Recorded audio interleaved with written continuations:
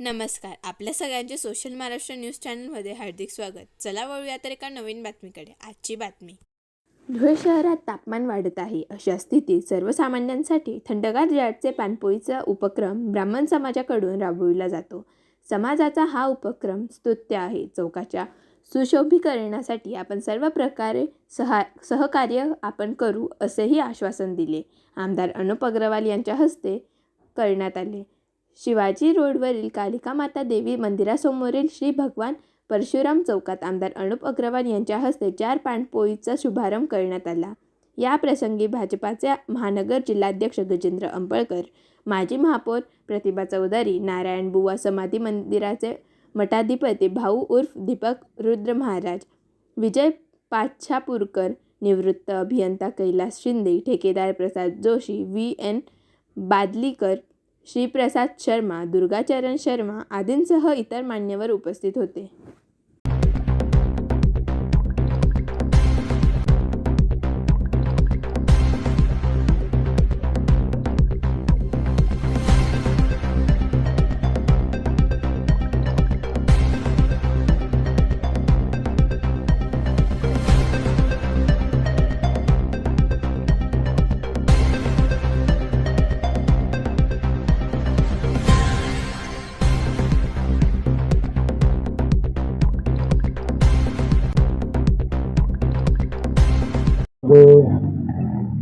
पाणपोईचं उद्घाटन झालं. सर्वप्रथम मी आपली सगळ्यांची क्षमा मागतो. मला फार उशीर झाला. 10:30-10चा कार्यक्रम मी 11 वाजता आलो. तर आमचे मित्र सुनील भाऊ जोशी, जेव्हा मी कॉन्ट्रॅक्टर होतो तेव्हा ते मला डेप्युटी इंजिनियर होते. त्यांच्या माध्यमातून 1 महिन्याचं जार, पाण्याचे जार या ठिकाणी देण्यात आले. मी प्रसादचंही कौतुक करतो का अतिशय चांगला उपक्रम या ठिकाणी राबवला आहे. आणि खरं तर ही समोरची जागा आहे ना, ती आपण मागितली होती परशुराम चौकासाठी, परंतु जेलने आपल्याला ती जागा दिली नाही. अजून सुद्धा ते बांधकाम जे थांबलं होते माझ्यामुळेच थांबलेलं आहे.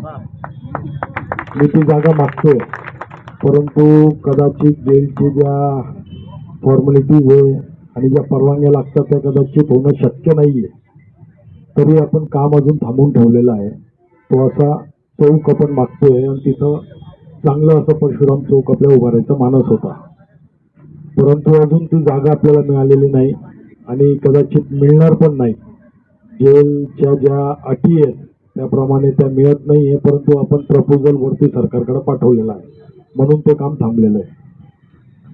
तर प्रयत्नशील आहोत. नाही तर याच ठिकाणी काहीतरी बघू, कुठेतरी जागा व्यवस्थित जर याच कोपऱ्याला कुठे मिळाली तर चांगलं असं चौक आपण या ठिकाणी डेव्हलप करू.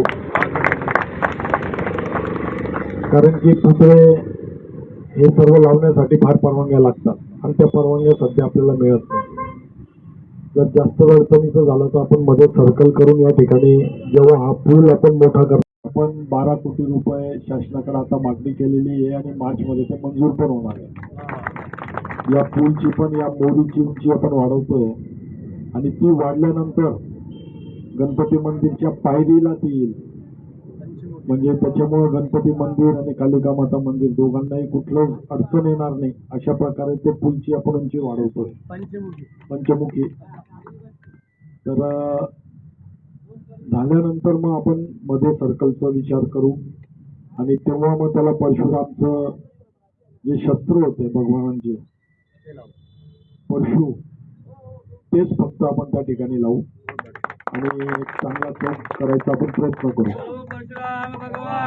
तरी पुन्हा सर्वांची क्षमा मागतो उशीर झाल्यानंतर बद्दल. भरपूर टाइम.